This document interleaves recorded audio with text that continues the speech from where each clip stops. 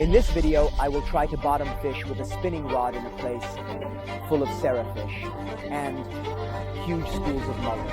I will test a new reel using different fishing techniques to catch the predator. Do you see this place behind me?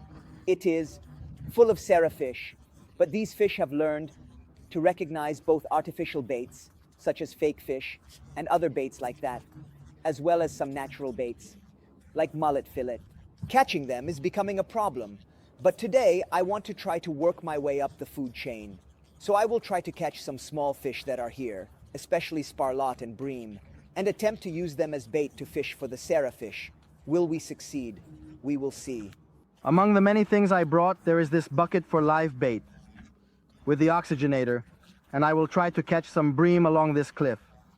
To do this, we will use the fixed rod with a couple of Korean worms, and then I met a dear friend, Ricardo, who also got me some mussels.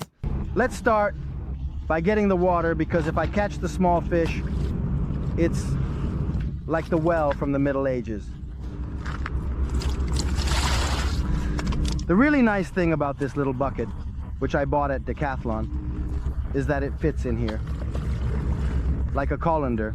So there's the oxygenator and everything, and I can carry it around easily.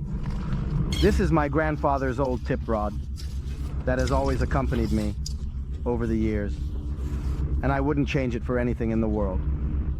A drop float, 2 hooks, you see. It's one of the simplest setups there is. We bait it with a piece of Korean worm. Here we go, double baiting, and now we wait. Ricardo. In the meantime, I haven't shown you. Hi, Ricardo. He caught a microsparlata. Thanks. Let's put it right inside. He's using mussels as bait, which you see him opening, and then baiting with a much more effective line than my fishing. Let's attach the oxygenator. Oh my, Ricardo is catching one after another. So his technique is more functional than mine. Thank you very much. You see, they are small, but perfect for the sarrowfish. You should know that mussels are the queen bait in these spots, because they obviously come looking for them right around here, on these rocks, and they love them. Thank you. Here it is. Immediate. Oh my, it's incredible. Caught. And so we are. It's actually eating my bait. Ricardo is even fishing with a hand line, so I feel ridiculous with all this equipment.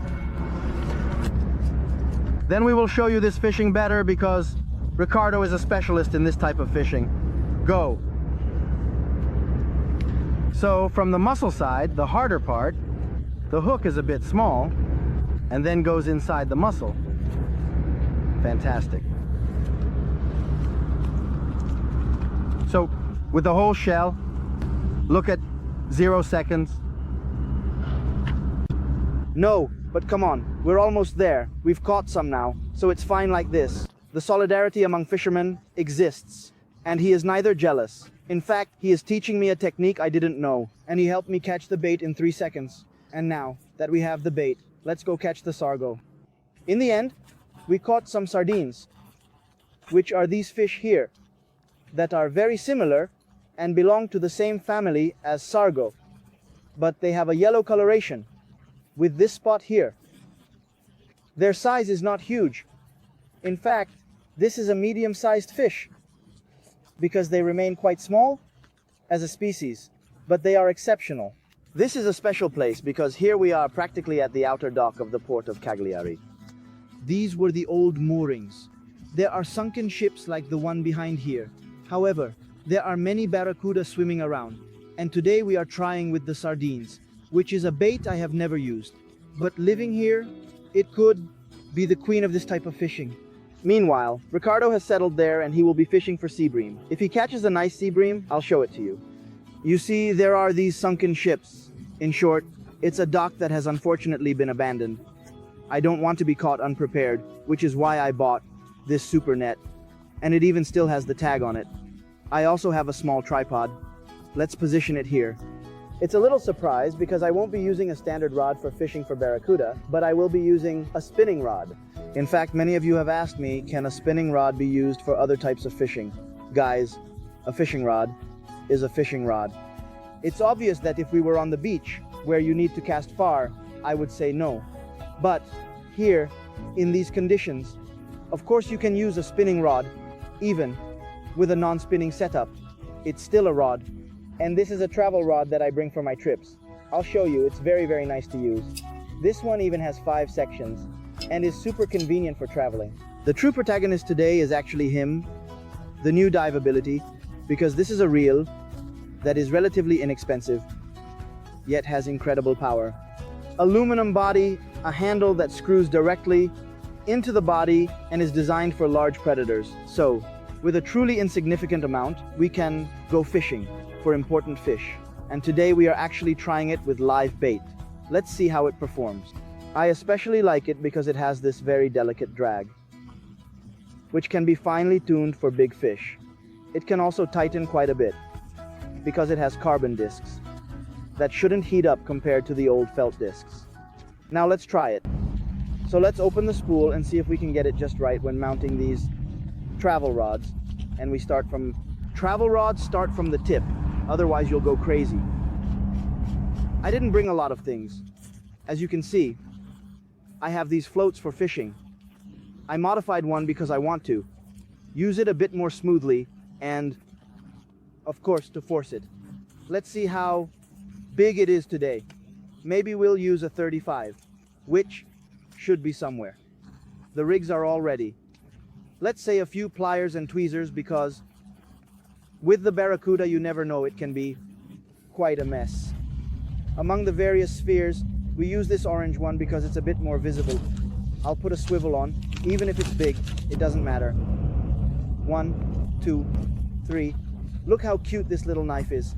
Can you believe this is a knife from Leatherman that then unfolds into a small pair of scissors? This is really interesting.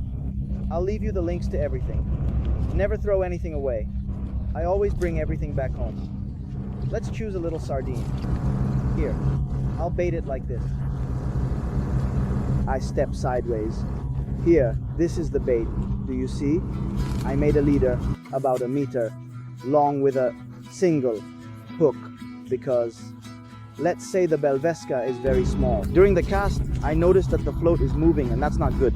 I should have stopped the float. I made the first mistake because I should have stopped the float, but I just cast it and of course it went all the way out because I forgot to put a stopper on it. So now I have it here. Are we going to change this? I don't accept mistakes because they might prevent me from catching anything. In fact, the Sargo has already gone to hide on the bottom. But luckily, I had already prepared a float to attach. And when I cast it, it stays exactly as it was. I prefer to keep the drag quite tight. Around the float, I see the fish thrashing about, which definitely means that some predator is circling it, and it, frightened, tends to move quickly. It is essential that the bream works on the surface. There is a reason for this because otherwise he will tend to go to the bottom and hide from predators. Instead, forcing it to stay on the surface with the float, you see, keeps it up and it struggles, which will be much more attractive to our fish. Now that we have prepared everything, I will take a moment with the bait to see if I can catch some more fish, just for fun. Then we will release them all if we don't catch anything. But along the pier, the sparlots are abundant, and I manage to catch one after another. In your free moments, always catch as many bait as you can, because if you treat them well, they won't die.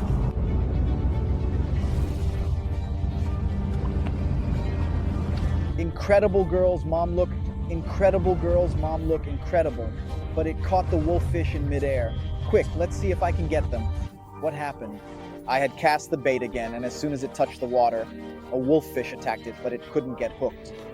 I immediately hook another bream, trying to hide the hook as much as possible in the skin of the fish. And I cast more or less the same distance. The wolffish should be right there, near these large schools of mudfish that are passing by. There's the whole school of mullet. The wolffish are right underneath.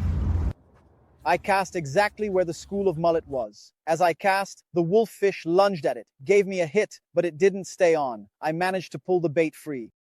Damn it. But I'm fishing with a hook, and I want to keep fishing with a hook because I believe it's the winning strategy. But I'm there. Because they follow the school of mullet, and obviously when there is an opportunity, they then catch the unfortunate one. And indeed, only a few minutes pass, and the float goes down.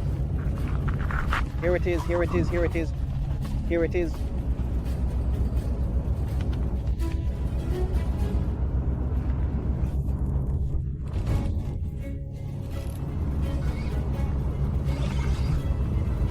She ate it, huh? Come here, Ricardo. The little reel is working great. Little one. Little one. Did you see how it went down? I don't know. If you saw from afar, but it's so nice to have someone helping you. She really swallowed it.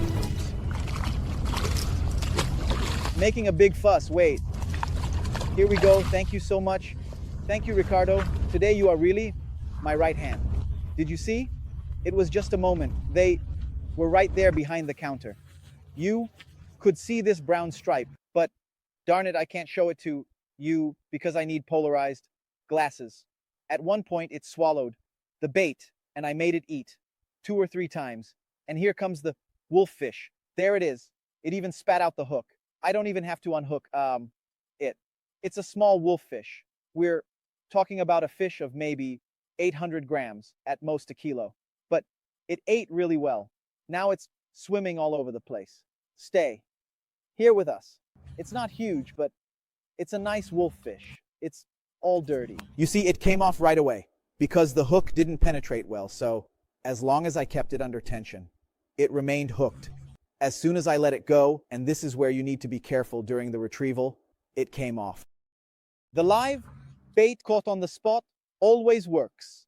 Now, as it struggled, it spat out the piece of the sparlotto, of the sparlotta. You saw how it sliced it?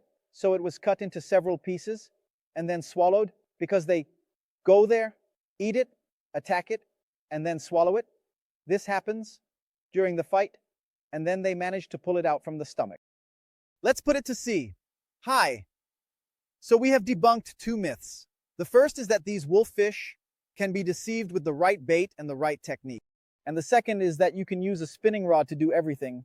You have seen that it worked very well. The reel is fantastic and even had incredible power. I think I managed to catch this wolffish in maybe 10 seconds, precisely because I had taken this measure to do more complex fishing. With this measure, it is possible to comfortably fish for large siamia, weighing 15-20 kg. Of course, you have to fight them a lot, but it can be done easily. It is a powerful and lightweight muminello.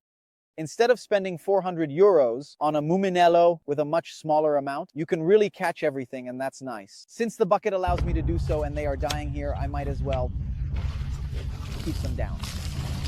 Surely the water is more oxygenated. We can start right away because we shouldn't waste time here. Let me show you the bait.